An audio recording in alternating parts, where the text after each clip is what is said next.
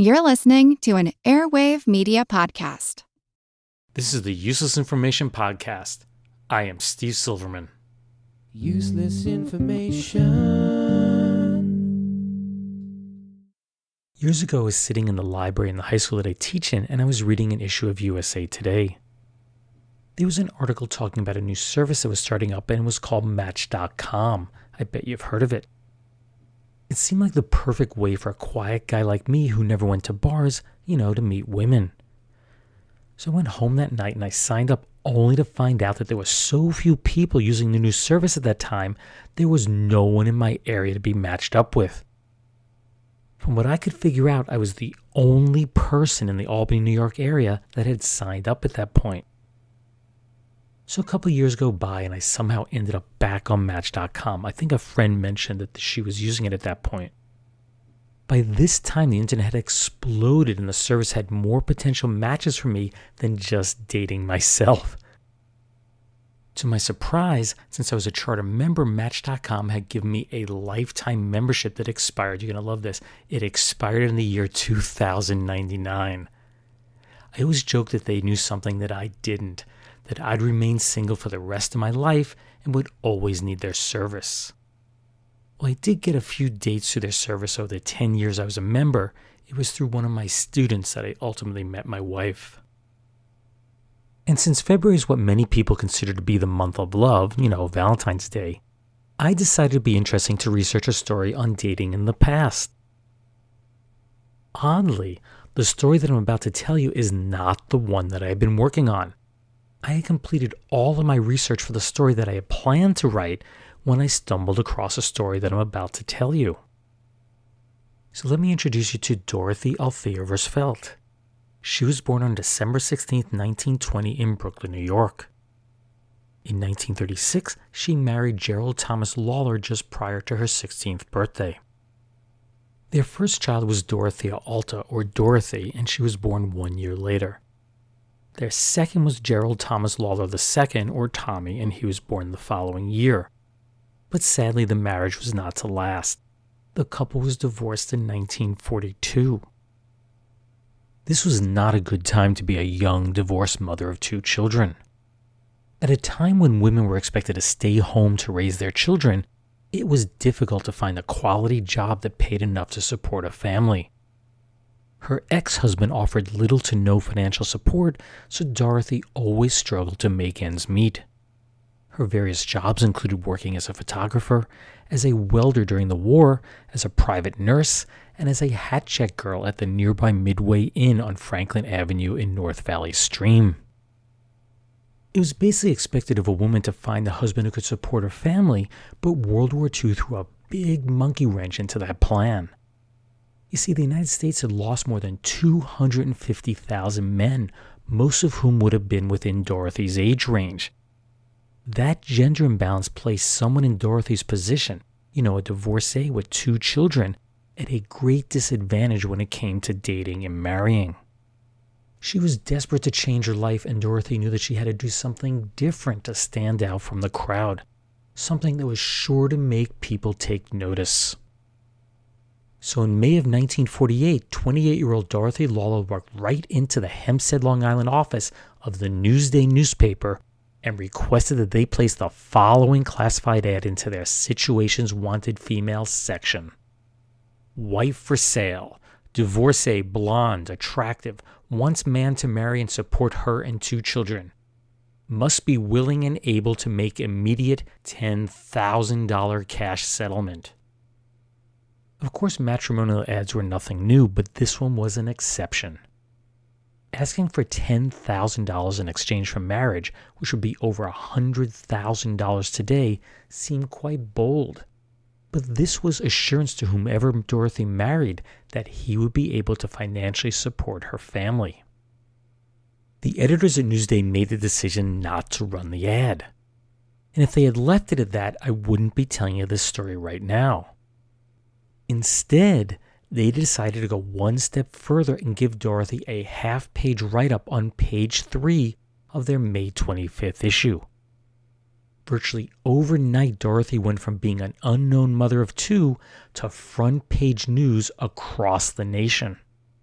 This isn't a publicity stunt. In fact, I didn't want any of this until your editor said the paper couldn't take the ad. I don't want to embarrass my children or my parents. I've been thinking about this for a long time. I don't know if you can call it courage or what, but I've been knocking around for 8 years since my divorce, and it's been tough. There have been times when I've seen my children without a glass of milk for the day. There must be someone with money he doesn't know what to do with. I just don't believe in love, but surely somewhere there must be a man who wants a wife and 2 fine children. Perhaps we can learn to love each other after a time. Within 24 hours of that Newsday article, Dorothy Lawler's quiet life would be flipped upside down. The phones of the Newsday offices were ringing off the hook. Reporters came from around the country requesting interviews, and photographers were lining up left and right to snap her picture. But most interesting of all was that 14 of the telephone calls were from men who were responding to her $10,000 proposal. Yeah, a few of them were certain to have been pranks, but it was a promising start.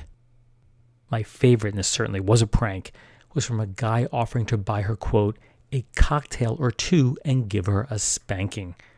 Boy, I didn't even know you could publish that in the newspaper in 1948. The plan was very simple. It was through her job as the hat check girl at the Midway Inn that she would meet each of her potential suitors. Each day the paper featured an image of Dorothy either calling or meeting one of her dates. It was great publicity for both the Midway Inn and for Newsday. Amid all the chaos of reporters and photographers that first day, Dorothy was able to meet 5 of her prospective husbands. While waiting to see her, 50-year-old automobile salesman George Faber commented, I'd have to know a girl for 5 or 6 months before I'd take any step like this. I'd want to know what kind of person she is and what her character is like. When questioned by the press as to when she'd be making a decision, Dorothy replied, I'll make my mind up within a week. I have just enough money to last me that long. I'm serious about this. The man, young or old, who accepts my offer will have to have some spark of personality, plus the cash before I marry him. As you'd expect, not everyone was happy with what they were reading. May I be bold enough to ask if Dorothy Lawler is seeking a husband or advertising the Midway Inn? She seems to be an attractive woman and can earn a livelihood as hundreds of other women do. Why the $10,000 cash on the spot? What is she going to offer for such a huge amount? Dorothy Lawler, in my estimation, has done through publicity what other women have in mind but do not dare to admit to the public openly.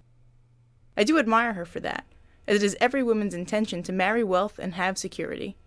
One thing people do not seem to remember is that money cannot buy happiness. I believe Dorothy could have been a little more tactful in advertising by not asking for $10,000, but asking for a man who could take care of her and her 2 children comfortable, to have a little love and understanding offered, and to return the same. I have decided to stay single, if that is what women are like. I wouldn't marry her if she paid me $10,000.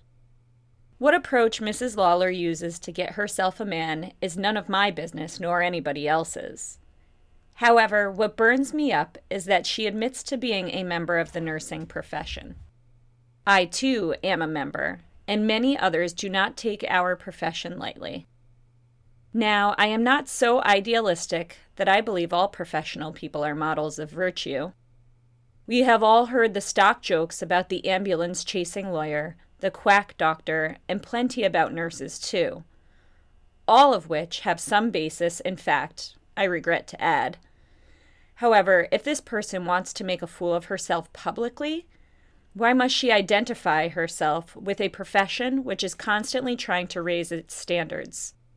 Profession which, by the personal nature of its work, should mean decency and morality. Recently, the medical profession put in a plea to have all derogatory jokes about doctors taken off the radio. Now I'm asking Mrs. Lawler to do the nurses a favor. If you plan to go on making yourself the laughing stock of the country, please do not advertise yourself as a nurse.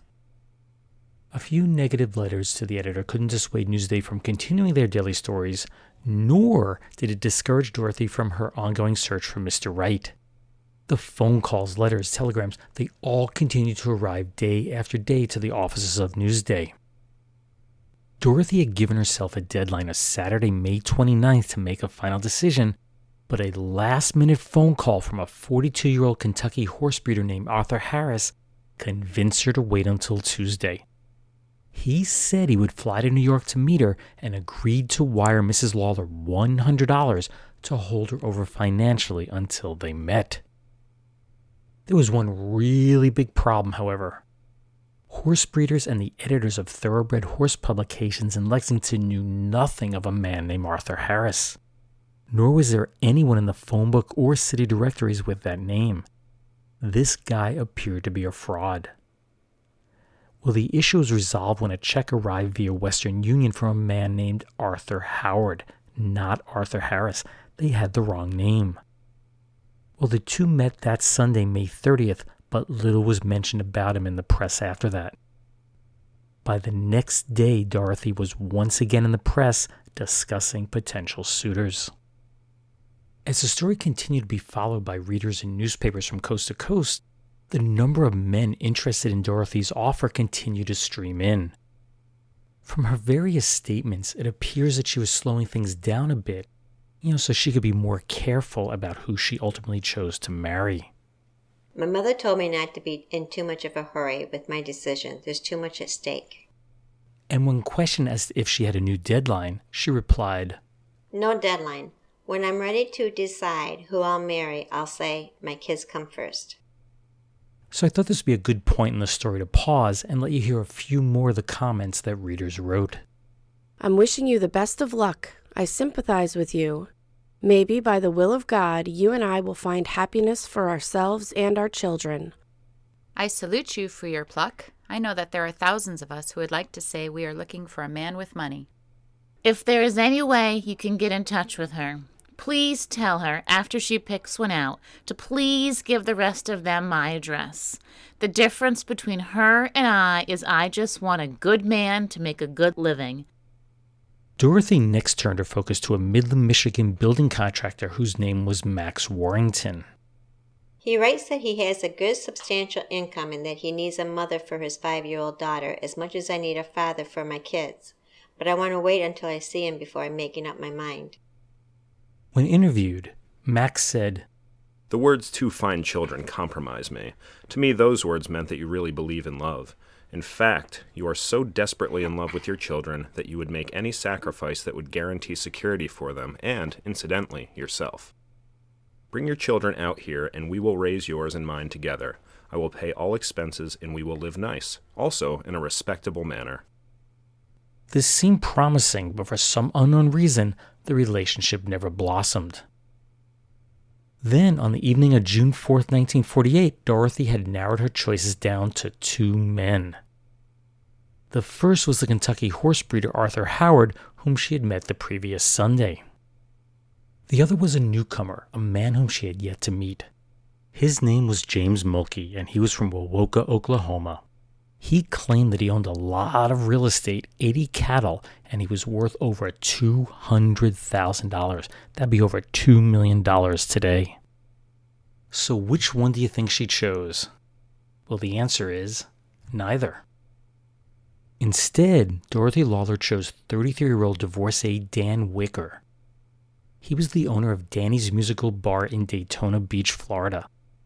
The father of 1 child, Dan sent Dorothy a telegram with the best pickup line ever. In fact, if I had known this line, I would have never have needed Match.com. Are you ready? Is you is or is you ain't gonna be my baby? To which Dorothy replied, Do you do or do you don't want me for your baby? She added, How could I resist a guy with a sense of humor like that? The two talked on the phone several times and appeared to be equally smitten with each other. It wasn't long before he wired her a plane ticket so she could fly down to Florida on Monday, June 7th. I'm very thrilled about it, and so is he from what he said over the phone. It sounds good, and if everything turns out, we'll fly to Mexico to be married. According to Dan, she was ready and willing to marry me, sight unseen, but after talking it over on the phone, we decided we'd better get acquainted first. And in another classic Dan Wicker statement, he said, You don't buy pork chops without seeing them on the scales. At this point, Dorothy had absolutely no idea what Dan looked like. But gosh, with a personality like that, it doesn't make any difference what he looks like. But once she saw a picture of him, she was sold. He's cute. Anyone who can't be happy with that guy is a moron. When Dorothy was about to embark upon her journey south, a reporter questioned her about the money, to which she replied, The $10,000 is just a necessary part of the bargain. I do wish, though, I had met Dan under different circumstances. She was clearly excited. It's just the way I always dreamed it would be. When are we going to get married? Well, I'd like to do it fast, but if he's the guy, he's the boss. We'll make our plans at his convenience, naturally. I'm excited. What do you think? I feel just like a bride ought to feel, thrilled and excited. When her plane finally touched down, Dorothy was met by a cheering crowd of over 200 people. Photographers snapped away as Danny gave Dorothy a big hug and then a kiss. The two then climbed into the back of his convertible as a police escort, sirens and all, led the couple through the town to their final destination. You guessed it, Danny's Musical Bar. The place was packed and Danny was forced to tend bar as Dorothy looked on. His special was the $1.75 Dorothy Lawler cocktail.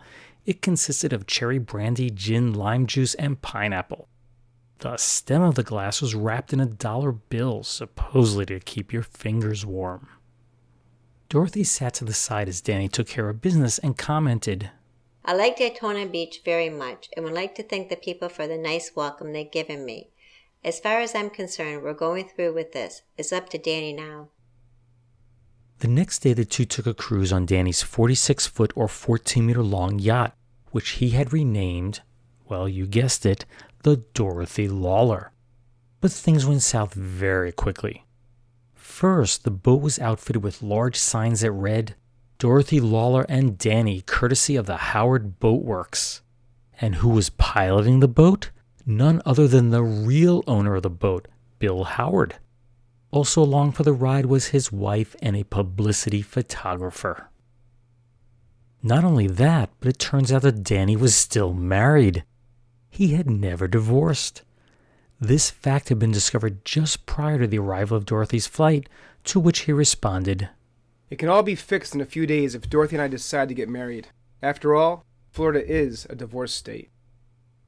As for the convertible that he used to parade Dorothy through the streets of Daytona Beach with, he didn't own that either. It belonged to a friend. Maybe perhaps the fact that the name of Danny's bar had been painted conspicuously onto both sides of the car should have been a tip-off that something was amiss here. To this, Danny told the press, It's true that I borrowed that car, but that doesn't mean that I don't have a car of my own, a good one. But it's a closed car, and I borrowed that open car because I know that presidents and people like that use that kind of car when they make public appearances. It was very clear from what was quoted in the press that Dorothy was very upset with how she was treated, while Danny was doing his best to save face and protect his business. Who is this character anyway? I don't even know where he is. Maybe he's out with a redhead for all I know. Isn't this a hell of a way for a celebrity to spend an afternoon? I didn't send for Dorothy to come to Daytona Beach so she could be put on display like an animal. She's a human being and deserves to be treated like one. Maybe the way we come together is a little out of the ordinary, but that's no reason why she should be persecuted. I called it off because he's a phony. All he wanted to do was build up his rundown business, which has tripled since I came here. He told me that he thought my chances of getting an answer to my offer was pretty slim and my story was petering out, so he wanted to help me. And she's a good sport. Went out for dinner twice and she paid the check both times. And that means I'm still open for bids. Where are all the guys in Daytona Beach with all the dough? I'd like to meet some of them. What I asked for was cash online, and until I see that, I don't make any promises to anybody. As Dorothy put it, we are both too nervous to ever have a successful marriage. We'll part good friends. Dorothy says she is leaving early Monday. She didn't say where she was going. Well, Dorothy did know where she was going. Another gentleman had expressed interest in meeting her, and this time she was off to the Dominican Republic. He made no mention of the $10,000, but he was paying for her to stay in a 4-star hotel there. What the heck? He's sending me a round-trip ticket, isn't he? He has a Spanish-sounding name. I hear that they like blondes in South America. Maybe I can make myself a deal. This time, everything was done out of the public eye, and she returned home on June 22nd of 1948 without a wedding ring. Just 1 month later, things were looking up for Dorothy Lawler. Capitalizing on her newfound fame, she was appearing on stage at the Copa in Philadelphia as one of their featured entertainers. In a July 27, 1948 interview that appeared in the Pittsburgh Post-Gazette, she reflected back on the whole $10,000 marriage ad. What made me do it? A couple of tough weeks with no cash coming in. That was why. She said that she had a lot of offers, but none of them panned out.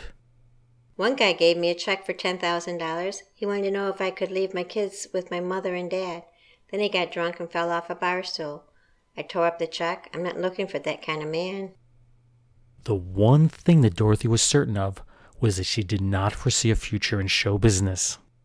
I should say not. I like to cook. I miss the kids. Maybe this way, though, I'll meet the right one. Anyway, this is my last booking. I know. I'm getting 3 times what I was getting then, but this is not for me. In the first place, I can't sing. I just talk songs. I have a line of gags and stuff, but I really have to get my applause first. In an Associated Press syndicated article from November 1948, Dorothy is quoted as saying, "What gave me the idea? I was sitting in the chair, cold broke, no job. I suddenly thought this was the way to provide for my 2 young children and my parents. So I got a lot of publicity, so I got a few nightclub dates at $500 a week, so I'm broke again. The money was used for doctor bills and other old debts." The article summed up her experience with these stats. Letters 3,000, wrong steers 100, near misses 20, paid nightclub experiences 7, all expense-paid trips to interview prospects 2, husband 0. And I'll leave you with one final quote from Dorothy. "A good man is hard to find. The woods are full of phonies, kibitzers, cranks, comedians, guys just interested in a good time, not marriage." And here's one last letter to the editor from a reader in Patchogue. In reference to your articles on Dorothy Lawler's adventure, I request that you write no news of the outcome of her search. I have read various letters expressing annoyance because of articles on this matter and think that they are very unfair. I have the same opinion as many of the writers on Mrs. Lawler's quest for a man with money, yet I still enjoy reading about this odd situation. I am sure many other readers do also. Because we don't approve of such matters as husband advertising, rape, theft, murder, wars, and other bits of news, still it is interesting to read. We like to know what is going on in the world, regardless how odd or terrible. A newspaper is published to bring us the news of the world, to bring to us the bizarre, the fantastic, as well as the beauty and goodness in life. I have opinions as to the way of life Mrs. Lawler chooses to live, yet I feel that it is not my right to dictate to any newspaper what it should print. I believe wholly and completely in freedom of press, and when I find there is something I do not care to read, I turn the page to something I enjoy more. I would like to read what further happens to a woman of this nature, and feel resentment at anyone who deprives me of this small satisfaction of my curiosity just because they do not care to read it. Well, they never did write a follow-up story as to what happened to Dorothy Lawler. When her 15 minutes of fame were up, the press basically forgot about her. Well, I've found someone who knows exactly what happened to her. We're going to take a brief break to hear from our sponsor, and when we return, I'll introduce you to her. And there are a couple of surprises coming up, so just hold on. Welcome back. Nearly all the voices you just heard were my colleagues. I grabbed them right before vacation and asked them to record their lines cold. That means I had no rehearsal. Now, the one exception was the woman who read the lines of Dorothy Lawler. So why don't you tell everyone what your name is? My name is Kathy, and I am the granddaughter of Dorothy Lawler. Well, I do appreciate you being on the podcast, and I hope I didn't have to do too much convincing to have you read the lines of your grandmother. Oh, no, not at all. It was interesting, kind of intimidating, because I didn't know how she sounded in 1948, but I got through it. Well, it is a fun story, and I'm glad that you were able to do it. Oh, yeah, so am I. How old were you when you first heard the story? In my 20s? I'm sorry, in my 20s? And at the time when I heard the story, I didn't believe it. I thought it was a myth. It was a family story that went out there, and I didn't believe that there was any truth to it. And is it something that was discussed through the years after that, or just kind of... Well, my mom would mention it. She was 12 at the time, and her brother was 11 at the time, and, they would make comments about it, but, we would all think it was just a story. We just didn't think there was any weight behind it or if there was any truth behind it. And it wasn't till actually in like 2008, my mom was here at the house, and she mentioned it again. And I thought, you know what, I'm going to go look. I'm going to go see if I can find any articles on there. And I went online and I went searching because she thought it was like in the Patchogue Advance paper or something. And I called a couple libraries out in the Long Island area and I didn't get any hits. So I gave up on it. And then probably about 4 years ago, my cousin came across some articles and he passed them along with the family. So with that information, then I ended up doing more searches and found a little bit more of the articles. And then until you reached out to me, and you have a mess load of articles. Was it quite surprising you to find out this is a national story? This was front page news at the time. Yes, it was quite surprising. And actually, when it was in print and I saw it, and I just, yikes. And I wasn't sure whether to share that with my own daughters. I remember my mother saying how embarrassing and horrifying it was at that young age. And I felt that embarrassment too. And I shared it with my husband first, and I'm like, I don't know if I want to show the girls this. This is their grandmother. And then he's like, that's right, Kay, this is your grandmother. You need to share it with them. So I did, and, they thought they got a hoot out of it. They thought it was hysterical, but they're, in a different era than what we grew up with. We didn't talk about family skeletons in the family closet as, now people post it all over the internet. Your grandfather, did you ever meet him? No, I did not. He was never... Actually, him and my grandmother continued to be friends even after their divorce, but we never met him. He was never a present father in my mother's life. Do you know what happened to him after, or? He died in 1976. Your grandmother did remarry after this whole thing fell out of the news. Mm-hmm, several times. And... yes. In fact, how many times was your grandmother married? Total, 4 times. 4 times. So first was your grandfather, right? Yes. Which she divorced. And then, of course, she was actively seeking a husband through the news. Mm-hmm. Which, according to the newspaper, was not successful. But then again... Yeah, so this is the part that after she falls out of the news, what happened? What had happened was, I had always heard a story about her marrying a man from Oklahoma. His name was James Mulkey. And my mom and my uncle would always say, Old Man Mulkey from Oklahoma. They moved to Oklahoma for a little bit and came back, but they referred to him as Old Man Mulkey. So as I was doing my own research on the family, I did come across a marriage that they were married August 28, 1950, divorced December 8, 1950. So that, the marriage was just, less than 4 months. And so you had sent me these PDF files and all the articles. And as I was going through the articles, I noticed that one of the suitors that she received a letter from was from James Mulkey in Oklahoma. Now, remind you, this was 1948. Well, she ended up marrying him August 28, 1950. So, yes, she did marry one of the suitors. When you go back and listen to the recording that I did, actually mention him in there. She was trying to decide between two guys and ultimately didn't choose either. And then the story ends, and then now you're filling in the missing piece, and that she did marry one of these guys who was one of her suitors after. So that's very interesting. Unfortunately, the marriage didn't last. Now she did eventually find someone after. So why don't you tell about that? She did. She married a man. His name was Terrence Madigan. He was with the U.S. Coast Guard.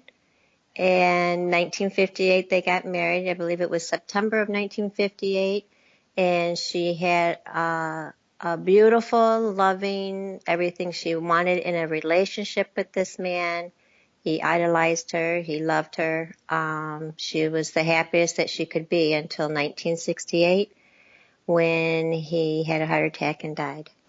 Yeah, it's very sad. I mean, I've looked at some of the pictures you have on Ancestry. They do seem very happy together. Very compatible. Very compatible. I mean, they just look like they're always in love in the pictures. And he adopted my mother and my mom's brother as not legally, but he accepted them as his own kids and treated them with the love and respect that you would a child.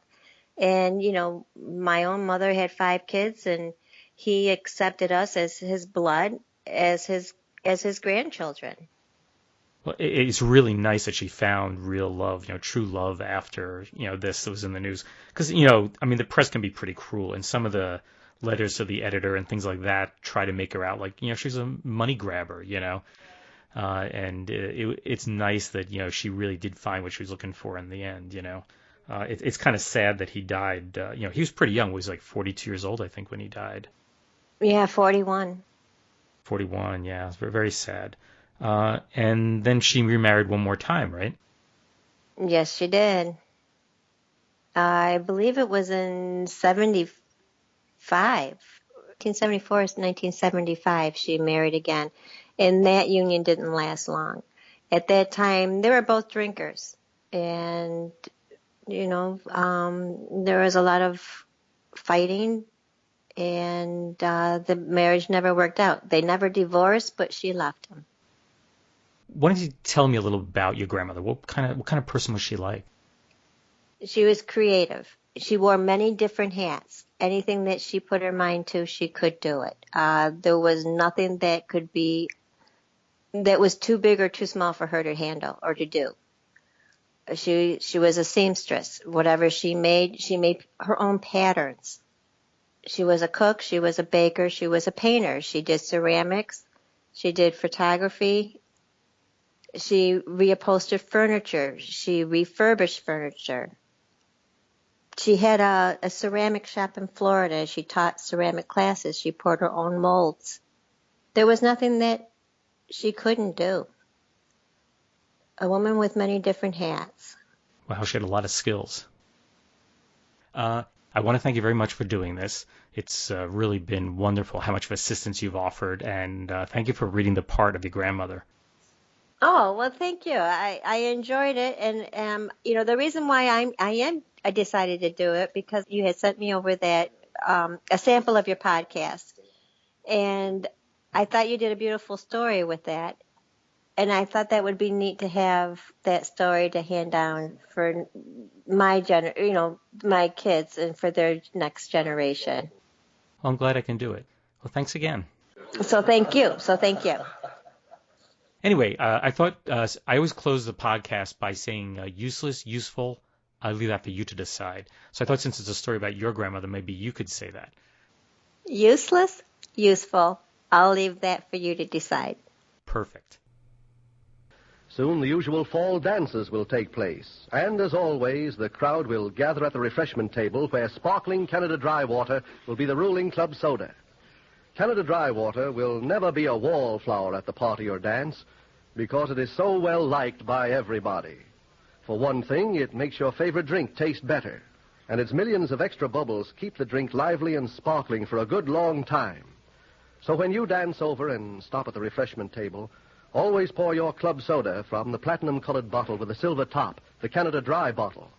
Your drink itself will dance in the glass when the soda is Canada Dry. That commercial for Canada Dry Club Water is from the August 22, 1939 broadcast of the trivia show Information Please. Canada Dry traces its roots back to 1890. That's when pharmacist John J. McLaughlin opened a carbonated water plant in Toronto.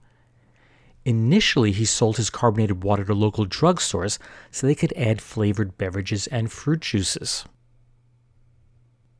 He noticed that syrupy, sweet ginger ales were gaining popularity, so he set out to create a lighter, less sweet version, a dry version, kind of like a dry wine that would be kind of a non-alcoholic type of champagne. With that vision in mind, in 1904, he created what he christened to be Canada Dry Ginger Ale. Exports to New York City started in 1919 and proved to be so popular that the company had to set up a manufacturing plant in Manhattan. When Prohibition went into effect in the United States, sales skyrocketed. Canada Dry proved to be the perfect mixer for helping to mask the taste of homemade alcohol.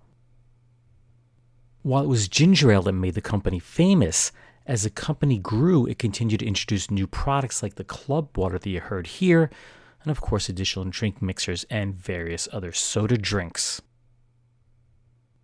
McLaughlin suddenly died in 1914, and the company remained under family control until being sold off into what became Canada Dry Ginger Ale Incorporated. Today, the company is part of Dr. Pepper Snapple Group, and it was announced less than a month ago that the company had agreed to be purchased by coffee maker Keurig Green Mountain. So here's a question for you. One of my favorite Muppet characters on the show Sesame Street when growing up was Oscar the Grouch. You know, that guy that lived in the garbage can? What few people know is that Oscar was not always green. Do you know what his original color was?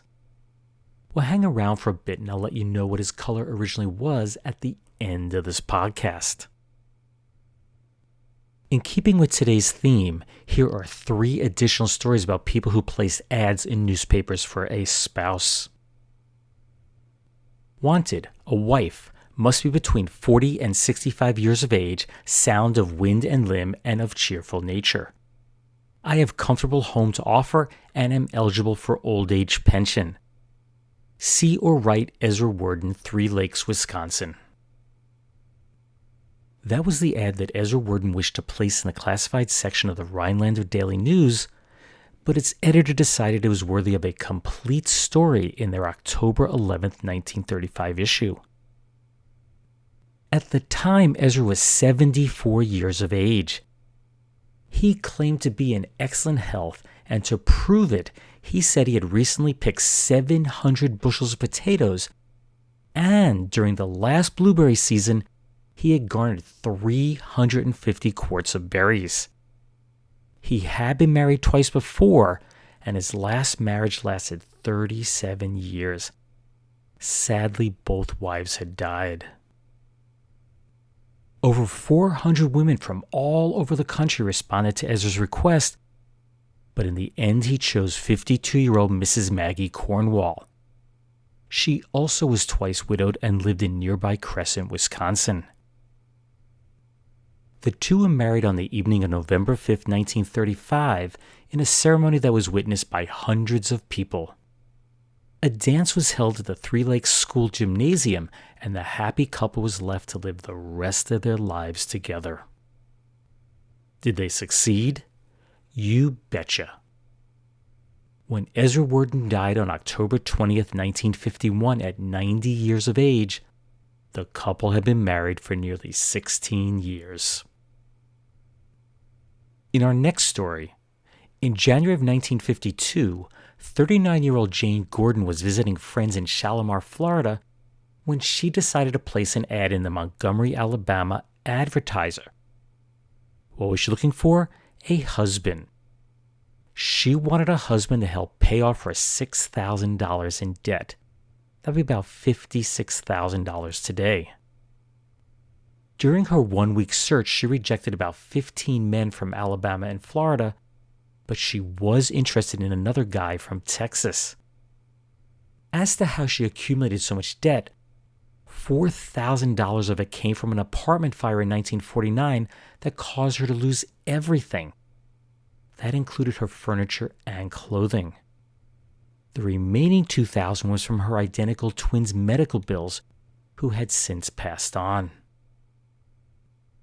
And in our last tidbit for today, in early August of 1956, 22-year-old Vida Hutto took out an ad in a Houston newspaper seeking a husband.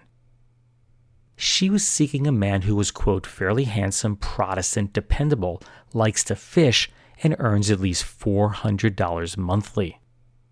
That'd be about $3,700 per month today.